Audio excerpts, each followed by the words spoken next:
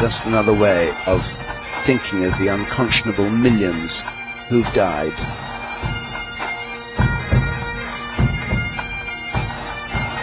It looks like chaos, but in fact they're organized in 5 columns, and leading the march past today as the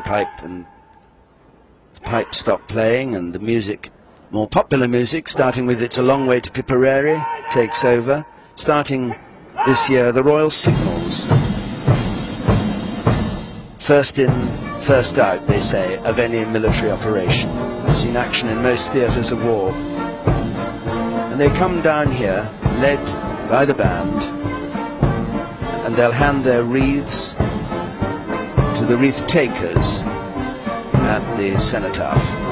Trustees of the British Legion leading off, and then the Royal Signals, and they're followed by some of the bravest men in the services, the Association of Ammunition Technicians. No doubt remembering today Staff Sergeant Olaf Schmidt, who was killed last Saturday in an IED explosion in Afghanistan, whose wife spoke so bravely about it.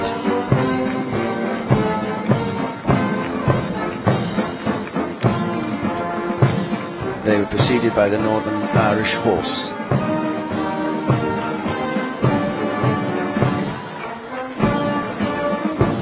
Now, it's not possible, of course, to name everyone who marches here, but there are the Association of Ammunition Technicians. The wife of Olaf Schmidt said so bravely on television that he's dead, but I'm alive and don't have the luxury of grieving. The Home Guard. 1.5 million people signed up when the Home Guard was formed in the Second World War. Volunteers, all of them. The Royal Engineers Association. The famous motto in Latin, ubique, meaning everywhere, because the Royal Engineers attach themselves to regiments and corps wherever battles are being fought, known as the sappers.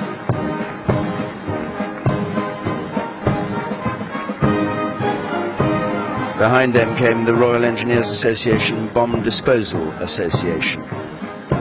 The Women's Royal Army Corps, celebrating the 60th anniversary, WRAC Association. And behind them, the Royal Army Veterinary Corps.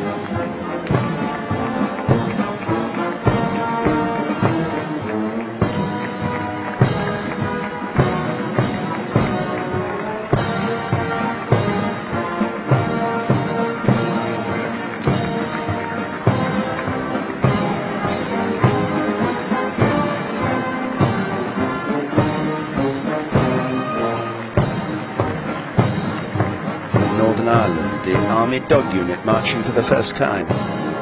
Volunteers who were trained as dog handlers, remembering 6 handlers who were killed during the Northern Ireland Troubles.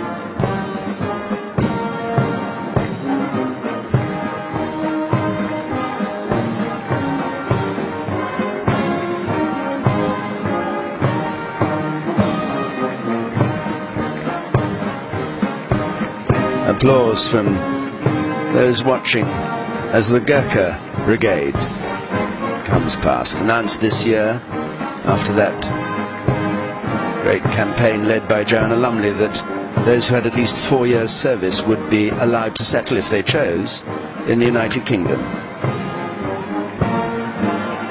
They are fighting in Afghanistan and were on parade in the Hollow Square this morning.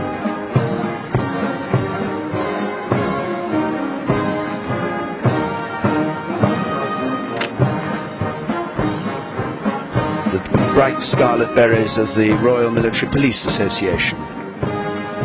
2 of them killed in Afghanistan this week in an attack on a police checkpoint in Helmand province.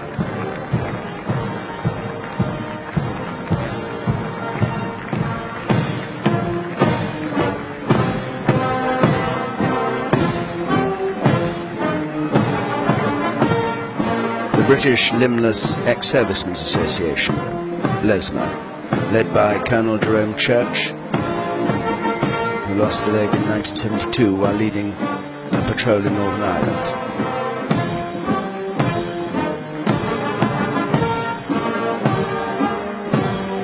They have 2,500 members all over the world, and people who've been killed, and people who've been injured, I should say, either in warfare or in training sometimes.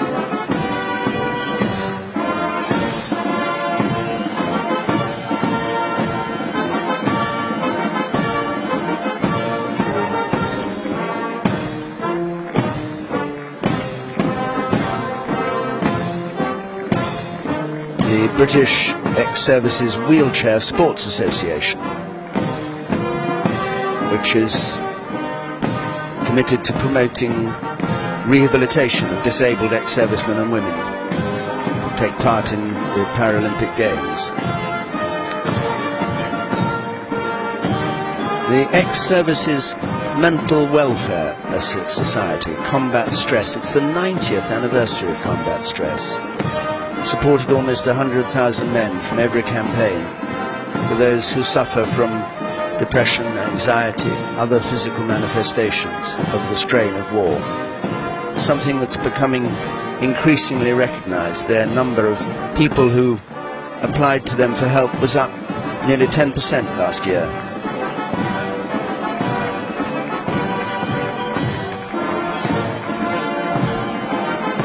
The Royal Air Forces Association.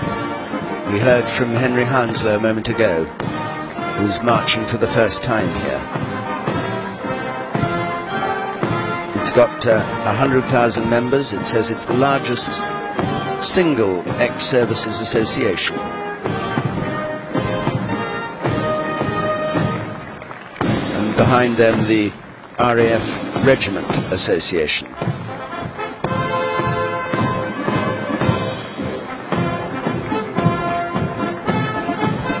Henry Hounslow, who we saw earlier on, talking about why he was coming here for the first time.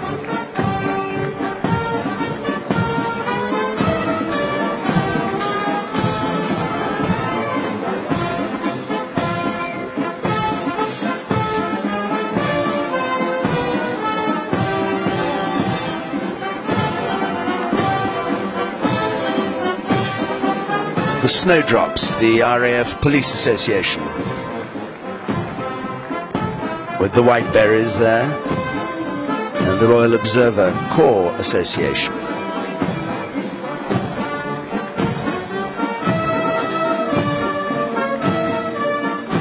It's interesting that these groups are not organized by regiment or battalion or ship all the time. Many of them cross the services, and people can join any one of the charitable groups that comes here.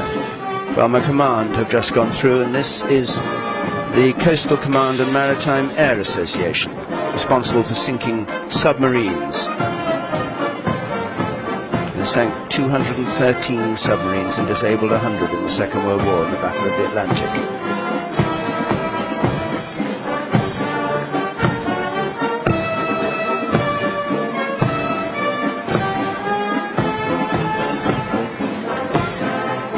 The National Service RAF Association, the Federation of Apprentice and Boys in Training there.